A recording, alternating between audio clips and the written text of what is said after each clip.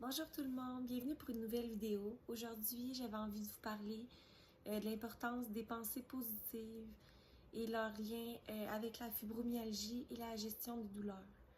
Donc, pour commencer, pour mieux gérer la douleur, il est primordial vraiment de s'occuper aussi de sa santé psychologique. Donc, ce qui se passe dans notre tête et dans notre corps, c'est vraiment interrelié. Donc, c'est vraiment important non seulement de prendre soin de notre corps, mais aussi de notre mental. Il arrive souvent que ça entraîne, les douleurs entraînent des découragements, de la tristesse, de la colère. C'est des émotions qui sont vraiment valides. C'est pas toujours facile de souffrir à chaque jour continuellement. Mais ce qu'il faut se rappeler, c'est que ces émotions-là, dans le fond, elles peuvent être néfastes pour notre santé, accentuer nos douleurs encore plus, notre état de détresse. Donc, ça diminue notre capacité à faire face à cette douleur-là. Ça nous aide vraiment pas de rester dans les émotions négatives, même si c'est important de les vivre. Mais après un certain temps, ça peut devenir néfaste. Donc, de là l'importance de venir s'occuper de notre santé psychologique. Et on n'a peut-être pas de contrôle sur nos douleurs, mais on a du contrôle, sur la manière de gérer les pensées ici, dans la tête. Donc, quand il y a des émotions négatives qui surgissent, c'est de se concentrer sur les forces qu'on a toujours et non de penser à ce qu'on n'est plus capable de faire. En premier lieu, c'est vraiment de se concentrer sur les forces qui nous restent et d'en développer des nouvelles. Et en fait, il est possible d'apprendre à faire nos activités autrement, de trouver des nouvelles techniques pour adapter les activités du quotidien aussi, les tâches quotidiennes. Pour que ça soit plus facile, on va parler de décortiquer les tâches, de ne pas tout vouloir faire en une fois. Donc, ça peut être intéressant des fois d'avoir un petit calendrier ou une petite liste et de décortiquer ça par journée, par pièce, vraiment comme ça vous convient, mais de ne pas vous demander de faire tout en une journée, c'est vraiment important. Donc ensuite, il y a aussi d'autres alternatives qui peuvent être envisagées. Souvent, ça fait beaucoup de gérer la douleur, de devoir gérer les tâches quotidiennes. Ceux qui ont des enfants, ça en rajoute aussi de s'occuper des enfants. Donc, qu'est-ce qui peut vraiment être aidant? C'est vraiment, en fait, je vais vous donner des exemples. Mais par exemple, des fois, j'ai vraiment trop de douleur pour faire l'épicerie.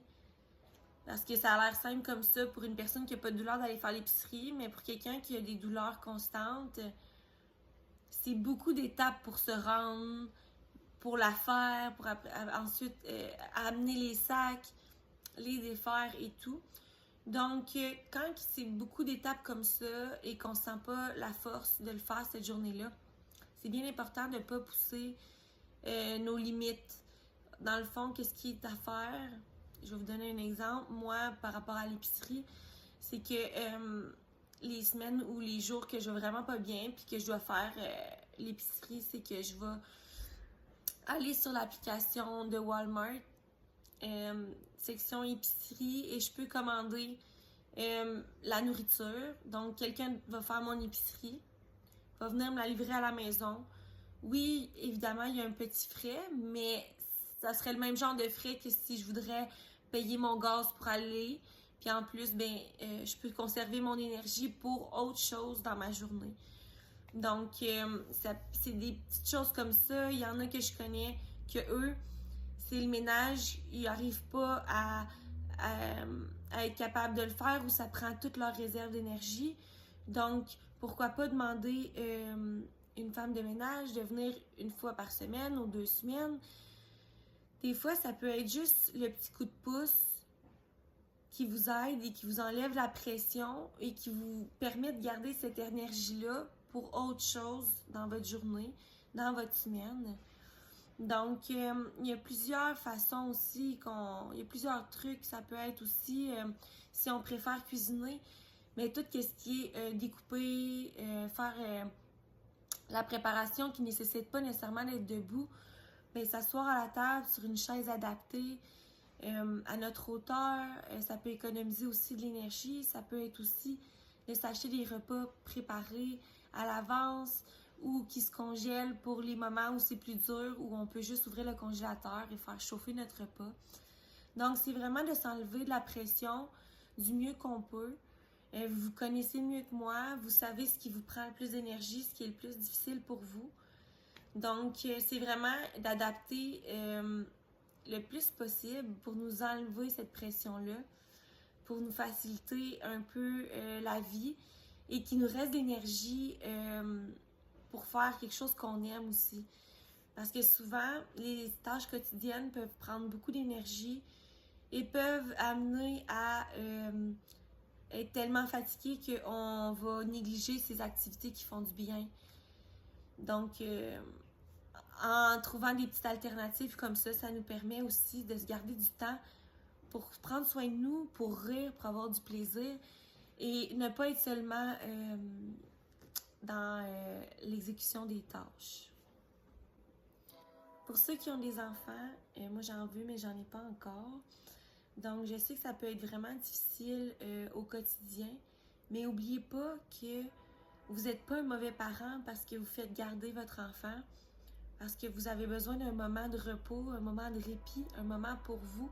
Vous allez revenir bien plus en force et vous allez être encore plus disponible pour votre enfant par après cette petite pause-là que de continuer à travers la fatigue.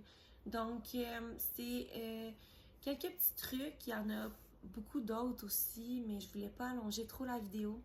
Si vous voulez discuter avec moi, vous me parler de vos trucs ou en avoir un peu plus, simplement m'écrire et me parler de votre situation. Puis je vais essayer avec vous de faire un petit brainstorming et de vous trouver avec vous des façons d'adapter votre quotidien. C'est vraiment quelque chose qui va tout changer. Aujourd'hui, voici mes capacités et voici ce que je peux en faire. Telle chose dépasse mes capacités, mais je vais trouver un moyen pour avoir de l'aide. Si vous vous sentez submergé par vos émotions, puis que vous ne réussissez pas à, par vous-même, trouver la paix et passer par-dessus ces émotions-là, il existe des services de psychothérapie qui peuvent vraiment être aidants. Donc, n'hésitez pas à demander de l'aide si vous vous sentez submergé par vos émotions et vous ne vous sentez pas capable de traverser ça toute seule, que ce soit de la colère, de la tristesse, de la détresse psychologique. Il y a plusieurs lignes d'écoute aussi que je vais vous mettre en description. N'hésitez pas si vous avez besoin de parler et que vous n'avez pas nécessairement les moyens d'avoir un psychologue.